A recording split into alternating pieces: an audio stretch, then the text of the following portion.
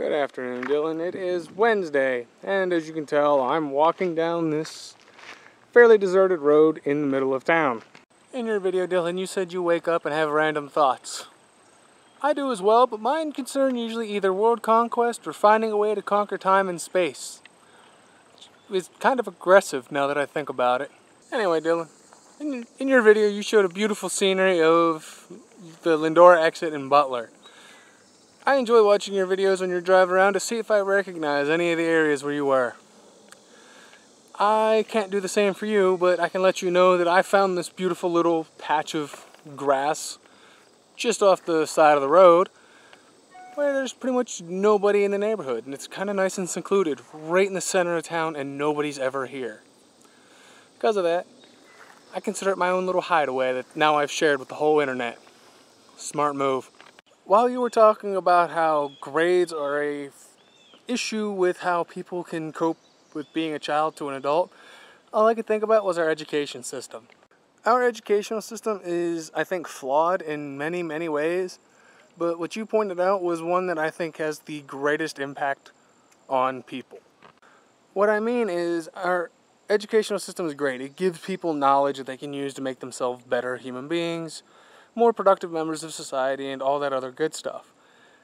Yet it doesn't teach you how to actually fit in with society. Yeah, you learn about it being in groups or cliques or gangs or whatever you want to call it in school.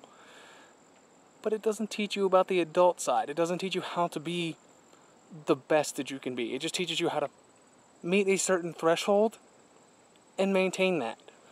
You don't have to try in school most of the time to be good, to be passable, or even acceptable. You just got to be better than average. And if everybody's trying to be better than average, that changes where average actually is.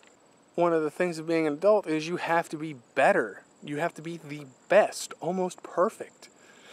And I think because of that fundamental flaw of humans not being perfect, or so that every human seems to believe, or at least some aspect of every culture, we end up coming up with these safety nets.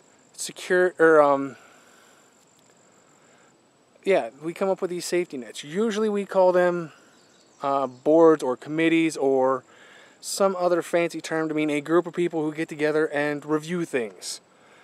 You review it to make sure that there are no major flaws or mistakes or no way to be taking advantage of this system. See, Dylan, this is what I get to see when I come out to my special little sanctuary in the woods. I think that that's the best we can do to making sure that we're all as close to perfect as we can get. But it still seems like it's a really long ways off from the optimal. Not because we're relying on a group of people to make up for our shortcomings, but because we aren't teaching people as children.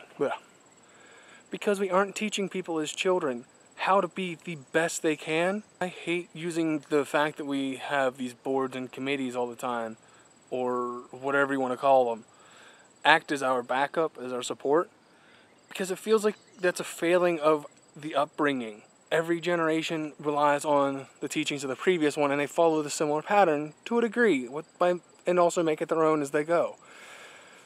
But nobody's changing how we educate anymore. We're stuck in this method that was around for 100-some years. Surely by now we can find a way to make it better. Anyway, Dylan, that's all I really know how to talk about today. I guess I will see you on Monday. Have a good one. Bye.